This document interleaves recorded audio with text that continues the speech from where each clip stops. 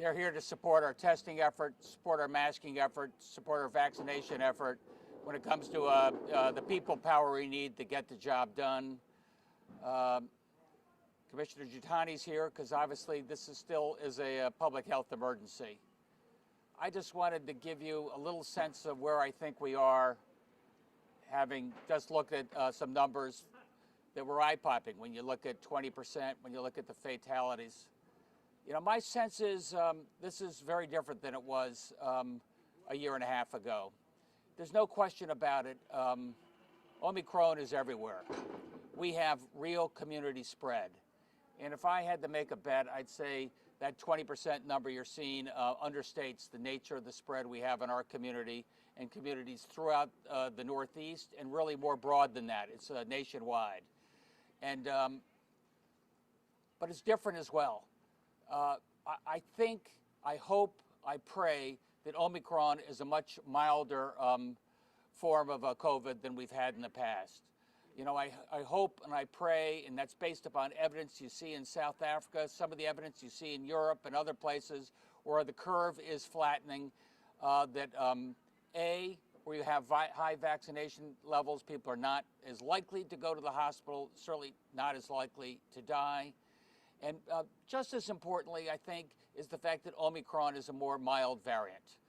And I think that tells us something. It tells us that it's going to be harsh, it's going to be like a fast wind blowing through, but it may not be as damaging as what we had with Delta and some of the other variants that came in the past. To me, that says a couple of things. It says, you know, continue to err on the side of caution. We've got, you know, 900,000, you know, masks, 200,000 here. We've got 800,000 we distributed around the state. These are N95 masks. These are the best masks you can ask for. Not one of these, but the others. We're doing that to keep you safe. We're doing that to make sure that teachers and paras and those that are taking care of your kids at school are safe. We're doing that to make sure that the police and firefighters and frontline workers in this state can stay safe. We prioritized all those folks when it came to the vaccinations, prioritized them when it came to boosters, prioritizing these people when it comes to masks. In addition, they'll be prioritized when it comes to testing. I understand the incredible anguish. All of a sudden, everybody wanted to get tested where there was no line just 3 weeks ago. I understand the fear and the aggravation of waiting in that long line for that test, the PCR test, and going to the shop and seeing that the local pharmacy, there's nothing there for that rapid test. We are scouring the globe. As we were a year and a half ago when it came to masks and PPE, we're at it again, scouring the globe to make sure we can get all the testing materials we need. And we are making incredible progress there. It is complicated. It's a little like it was for you know, the mask back a year and a half ago. It's not like Federal Express, where they say it's going to be delivered at 10 o'clock the next morning. If it's not there, you get your money back. It's more like surge pricing, if you've ever done Uber and Lyft, where you think you've got a deal, and at the last moment, the truck goes someplace else. That said, we are lining up tests, and we are working 24 hours a day, our incredible teams across state government. And I guarantee you we're going to have additional tests. We've had thousands have come into our warehouse just in the last 12 hours. I'm anticipating tens of thousands of more in the near future. As I've told my team, though, under-promise and over-deliver. Don't do it the other way. So my hope is that we're going to have a lot more tests, rapid tests, very soon, hopefully in time for the new school year, which is January 3rd, and make sure that we're able to make sure that our kids and our teachers and our paras have the confidence to then get back to school safely. You know, one, last message is be cautious a little bit longer. I don't want to be a broken record. I know New Year's Eve is around the corner. I know we're ready to let it rip. I know it's been a pretty tough 2 years. Be cautious a little bit longer. Be cautious when it comes to what you do on New Year's Eve in terms of being with close friends, friends who are vaccinated, friends who you know, friends if you don't know, you're wearing the mask, keep your group smaller. Sorry, but that's just where we are right now. Very different than where we were a month ago, but that's where we are right now. When it comes to work, I can tell you for employees, if you got to get to work, get to work. We're going to do everything we can to keep you safe in person. A lot of people can't afford to telecommute, can't afford to Zoom. But for those of you who have a little more flexibility, work with your employer. Our state employees are working with Josh and our team. Make it a little easier for people to stay at home just a little bit longer. Still take care of the people's business, but do it safely. But this is a sign of hope. That's really what I wanted to say right here. You're going to see more of these vans coming with more of the important things we need, starting with the N95 mask, going on to the rapid testing, our PCR testing, working with our partners. They're expanding those options every day. So it's not as fast as we want, but it is speeding up, and we're going to get through this, and we're going to get through it together. And I have a lot of really smart people behind me to help answer questions. So, Governor, what is the status of the 3 million rapid tests? There are reports out there the state's not getting any of them. We had a deal to get those rapid tests. We're still going to get them. We're not going to get them on the schedule that we wanted. There were some, severe transportation and logistics issues, but we are working on that every day. We have alternative places. We're going to start delivering rapid tests as soon as this weekend. So we're going to make up for that shortfall fast. And by the way, if I have an instinct on this, this is going to be a crush for the next couple of weeks. You're going to have to bear with us. And then, like all things, we're going to have a lot more testing, a lot more rapid testing, and we'll be able to provide everything you need on a timely basis. Did the supplier back out of the deal? I think there was a lot of competing folks that wanted those tests. And it was the same thing as we had, a year and a half ago when it came to masks. So was there a contract, or was there just a purchase order? Because I think there's some confusion in regards to I believe there was a purchase order. I believe there was a contract, and I know there was an agreement. Okay, so can we see a copy of that contract? We don't need to see the per unit price, but just the language in the contract? Yeah, let me check on that. I Okay. can't say as I've seen it myself, but happy to provide whatever we got there. So the shipment that we were expecting is no longer on its way? That particular shipment is not on its way. Other shipments, I believe, will be on their way, subject to enormous caveats, which is the story. I'd like to think we're going to have a lot more testing coming in the next 72 hours. Governor, House Republican leader Vincent Campbell said that the state was outbid for the tests. Did someone back out of the contract? Was the state outbid? Is it transportation issues? We've heard many different explanations. There are a lot of brokers in this game. It's not like you just walk into Walmart and say, here's the price, it's $7, put down $7 and you get it. You're working through brokers, and there were a lot of people putting money on the table, and trucks were turning around. So the state put money on the table? No, we did not. We had an agreement, but we didn't put money on the table. No money out of pocket to the taxpayers. And who was that agreement with? That agreement was with a major supplier of rapid tests. Can you name that supplier? Maybe it's public already, but I'll leave it out. Is it a wholesale? Is it the manufacturer of the tests themselves, or is it a wholesaler of tests? I mean, who is the state attempting to? Generally, we're working through wholesalers. Generally, we're working not directly with the manufacturer, but with folks you buy through. Is that wholesaler located in California, somewhere else on the West Coast? I can't tell you that. Yesterday, we heard that folks, municipal officials were told that there were tests on a plane that was marked for Connecticut. It sounds like now that was not the case. I don't think that was the case. I think it was our understanding at one point, but that ended up not being the case. Who informed you of that? Who told you that there were tests on a plane for the state of Connecticut? I think probably the folks we were, working with, who were representing, gave us that indication. Would you ever work with that supplier again? I don't know. Right now, can I just deal with the issue at hand? The issue at hand is to make sure we get masks to everybody that needs it, make sure we testing to everybody that needs it. We're going to go to every single reliable source we can, move quickly, and I think we're going to have some good news on that in the next few days, but I don't want to get ahead of myself. Are there any plans to reinstate a mask mandate since the positivity rate is at 20% at this point? I don't have any plans there. Obviously, you have to wear a mask if you're in school.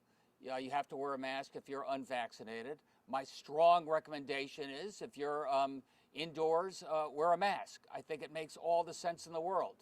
The question is, does a mandate really move the dial, or does a mandate create a lot more pushback?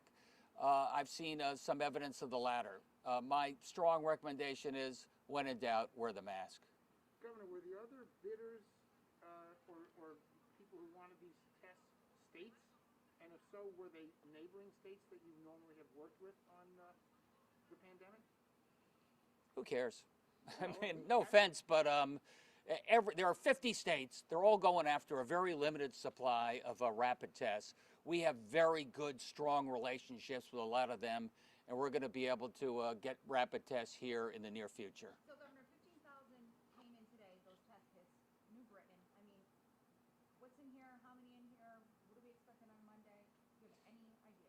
Well, right now, these are masks. I think it's a couple 100,000 masks we've got here for East Hartford. Going to go out the very first responders, make sure that they're safe.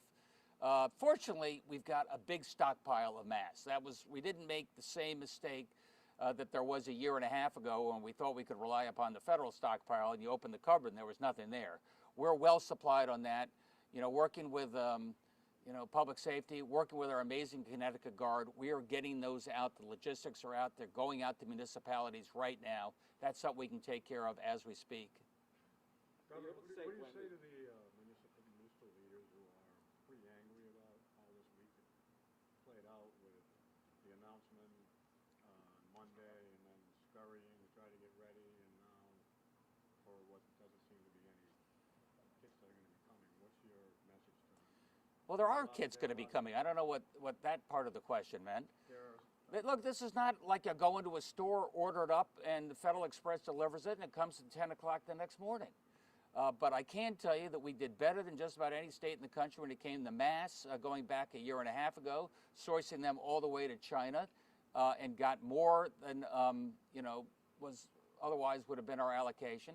And I can tell you we're going to do very well on the rapid testing as well.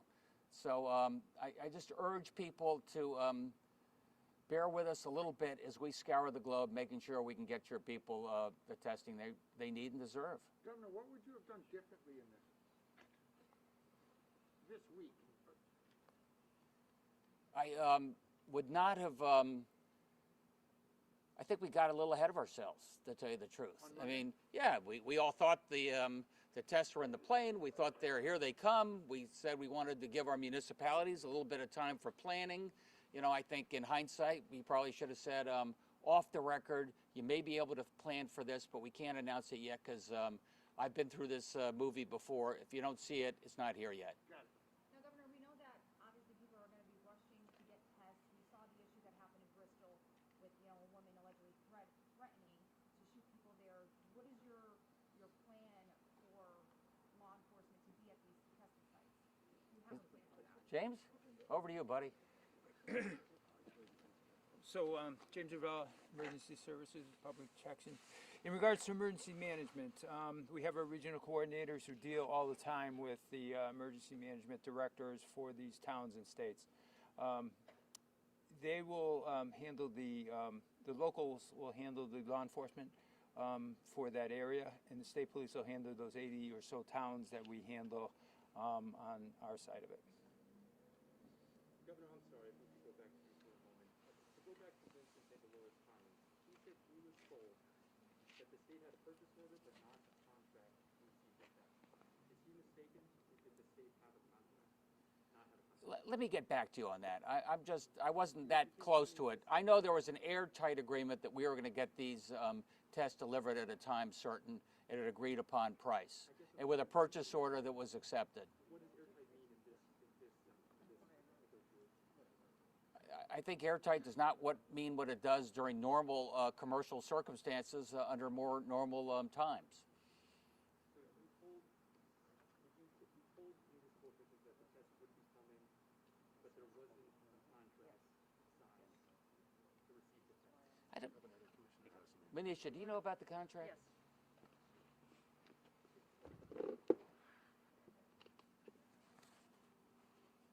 We absolutely had a contract. We issued a purchase order off of the contract. We were given pictures and confirmation that the product was being loaded and on the way. Those were misrepresented to us. So we did everything by the book, the way you would expect for the state to proceed with a purchase of this magnitude. Things were misrepresented to us. We tried to alert municipalities in a way that these tests could get out to people in a timely fashion. Unfortunately, it did not play out the way we wanted. And a lot of people, including in the state government and in municipalities, put a lot of work in to try to protect people this week. It's unfortunate it did not turn out the way that we had intended. But everything went exactly as it was supposed to. No money was exchanged. This was an agreement that did not come through. What is the contract? So does that mean they owe us anything now? Not other than Well, the mask or other than the test kits? there's a purchase order. They would deliver it. If they delivered it, then we would pay. But nothing has been delivered. And when did you find out the delivery was not coming? Yesterday, when we told municipalities that the shipment was delayed or en route, that is what was represented to us. So we represented exactly what was told to us, but it was a misrepresentation. And late last night, once we found out that nothing was going to be able to come to be delivered today, that's what was told to the municipalities as well. Are there potential legal ramifications on the part of whoever these tests were being purchased from for failing to come through on an agreement that supposedly reached the contractual signed stage and resulted in purchase? I don't think that's a question that I'm skilled enough to answer at this point. I'm sorry. Are you working on contracts with other suppliers to get more tests right now? Can you say, we put a ballpark on what we're expecting and when? Yes, so there are multiple people through state government that are continuing to do that, and we are hopeful that we will have more to be able to announce. There is a small amount of supply that we were able to give to some of our most vulnerable populations in food shares, for example, as an example. And so that is a very, very small number, though, as of today. And we are hopeful that in the next few days we will have more. Is it fair to say that the state won't be announcing how many kits are arriving from now on until they're on the ground in Connecticut? I think the governor answered that for you. I think we were trying in a time period when people are gathering for Christmas, for New Year's, people are socializing this week. Our intentions were to try to help protect people do that safely. Unfortunately, things were misrepresented to us. We were unable to come through on that. We are going to continue, though, to address this issue because it's very clear that Omicron is not going away tomorrow. These tests will still be useful. We are still at hard work. I cannot tell you, as a new member, only 3 months in state government, how impressed I am by the people behind me, by watching the civil servants, how hard they have worked in this holiday week when many people came off vacation to be able to try to address this need for the public. And I'm disappointed too. I wish we could have done this for people. But we're still hard at work at this to try to make this happen as quickly as we can. Commissioner, last night we were told that the product was in hand and it was just a matter of getting the wheels turned. Was that just not true, or what was the... Things were misrepresented to us. As I mentioned, we were shown pictures and told things were being loaded.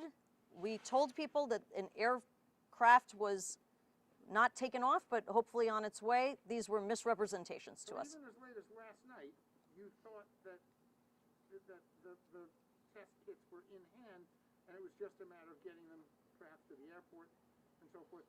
And when that was the case, did you try to call, for example, the governor's office in California to help get it moving? I would think that governors you guys have a kind of a communication link. Commissioners, right? We called everybody. You did. Yeah. So, I mean, I think we tried multiple different avenues. Of course, at a local warehouse, the people who are on the ground right there. There are a lot of different factors and a lot of different people that played into this. We really exhausted all of our opportunities in terms of trying to make sure that these were on their way to be able to get to Connecticut. And what was represented to us was that there was still a possibility yesterday evening. However, we knew that that might not be, which is why we alerted municipalities and held that call yesterday with the municipalities to say what the situation was. Do you think it would have helped if you had sent someone like, I don't know, Michelle Gilman, somebody on your staff out there physically? To California? Get there and show up and knock on the door and say, get that stuff. Well, I think for the amount of time it would have taken to do that, Michelle Gilman was working very hard in the way that she was right here. There, like I said, there all of us were on this project. It's not like this was any one person in charge of this. We did not physically send anybody to California. Would you just say a few things about the role of the Guard? Yes, sir. And just to reiterate the misrepresentation, we were on a call and we were led to believe you saw exactly how we offloaded this truck right here. Now, for an airfield operation, we would do that basically in the reverse. We were literally on a call. We were told pallets, the wooden pallets you see on a truck, on a plane, they're aluminum pallets. We were told the cargo, the tests were being transferred from aluminum pallet or from wood to aluminum and being loaded into the back of a plane. We had Army and Air soldiers ready to go and offload in reverse and get those kits to the pods and to the municipalities. So just to weigh in a little bit on the misrepresentation.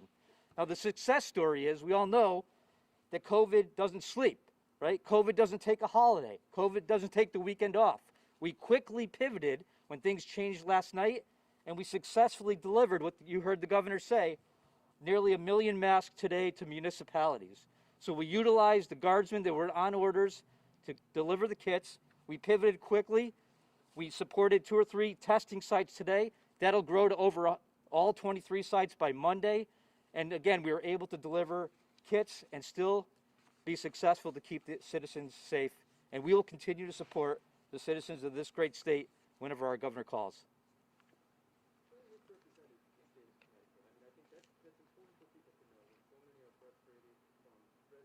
The wholesalers, the middlemen, the guys that we were dealing with, who we always deal with when it comes to purchasing this type of stuff. You don't always buy right from the manufacturer himself. Thanks, everybody. Appreciate your being here.